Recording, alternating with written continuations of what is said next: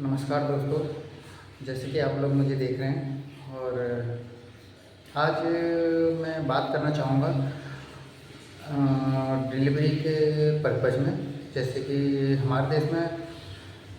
आज हमारे देश में जो भी ये डिलीवरी वाली कंपनियां आए हैं, होम डिलीवरी या कुछ भी, या कोरियर या होम डिलीवरी वगैरह, ग्रोसरी का सामान, चाहे वो स्विगी हो, जोमेटो हो, फ्लिपकार्ट, अमेजोन या ब्लिंकिट वगैरह, कोई भी कंपनी हो, इन्होंने दो प्रकार के मतलब स्थिति इतनी बिगाड़ दी है कंपनियों ने कि मतलब आम एक डिलीवरी बॉय की ज़िंदगी बहुत ज़्यादा रिस्की कर दी है इन लोगों ने।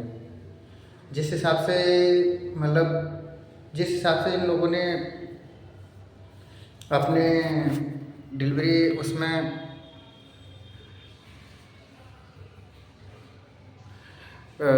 सैलरी बेसिस ख़त्म करने के बाद जो पैकेट रेट के हिसाब कर दिया है, उस हिसाब में इन्होंने हर एक डिलीवरी बॉय की ज़िंदगी रिक्शे पे डाल दिया।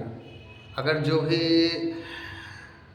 जो बंदे पहले सैलरी बेसिस पे 18,000 20,000 की जॉब कर रहे थे, उनको उन्होंने पैकेट रेट पे, अब तो एक तो पहले कंपनी की तरफ से इनको ना तो पीएफ देना पड़ता है, ना एसआई देना पड़ता है, ना तो कोई मेडिकल है, ना कोई कुछ है।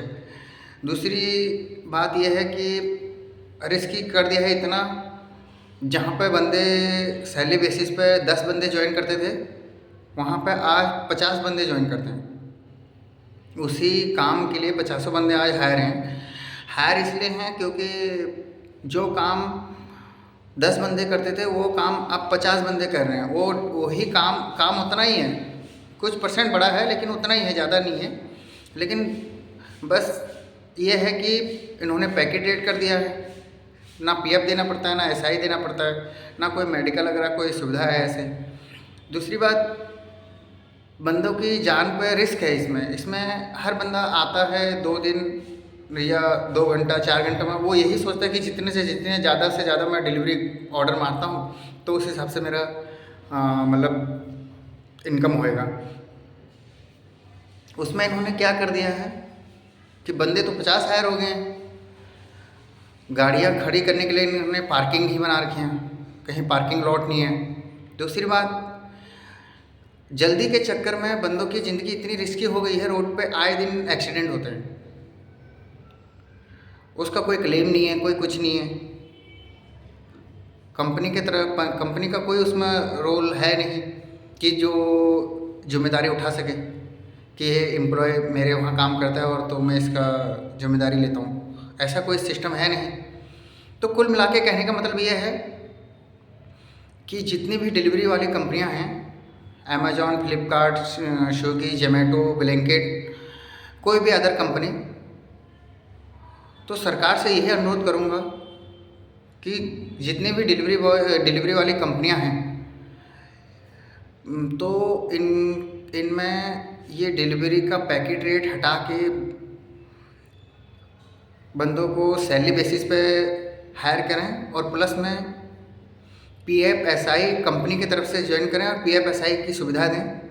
जो आम आदमी कल को खुदा न खास्ता कुछ होता है तो अपना जाके गरीब आदमी अपना एसआई वगैरह कहीं जाके इलाज करा ले।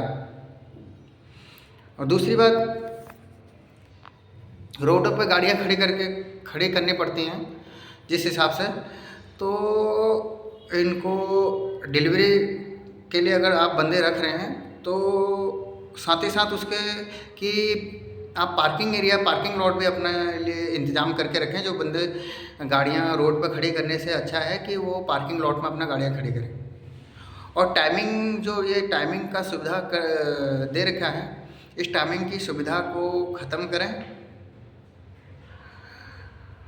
कि 10 मिनट में डिलीवरी हो जाएगी, 15 मिनट में हो जाएगी, ऑर्डर करते ही 10 मिनट में डिलीवरी हो जाएगी, 15 मिनट में। तो वो जान जोखिम है, वो हम अपनी ही ज़िंदगी जोखिम में नहीं डाल रहे हैं। उसमें यह है कि हम अपने साथ साथ अपने घर वालों के भी रिस्की है, अपने घर वालों के भी जान उसमें यह है कि हमारे पीछे उनका कौन है देखने वाला। तो दूसरी बात, हम एक्सीडेंट में, अगर एक्सीडेंट होता है तो एक्सीडेंट में हम खुद ही नहीं घायल होते हैं, खुद ही हमको खुद ही को चोट नहीं लगती है, सामने वाला जो बंदा है जिसकी कोई गलती भी नहीं है तो वो भी उसमें चोटिल होता है। और इस वजह से मैं रिक्वेस्ट करना चाहूँगा सरकार से, या हमारे जो भी मुझे भाई सुन रहा हो, देख रहा हो, कि इस बात को शेयर करें, जल्द से ज़्यादा शेयर करें और सरकार तक इस बात को पहुँचाएँ, इस मुहिम में मेरा साथ दें और मुझे लाइक करें, सब्सक्राइब करें, चैनल को लाइक करें, सब्सक्राइब करें, और मेरी बात से सहमत हैं तो कमेंट ज़रूर करें। आपका भाई इसी तरीके से आपका हौसला मिलेगा तो मैं आगे भी हर एक नागरिक की आवाज़ उठाने की कोशिश करूँगा, जो भी समस्याएं होंगी उनकी कोशिश करूँगा।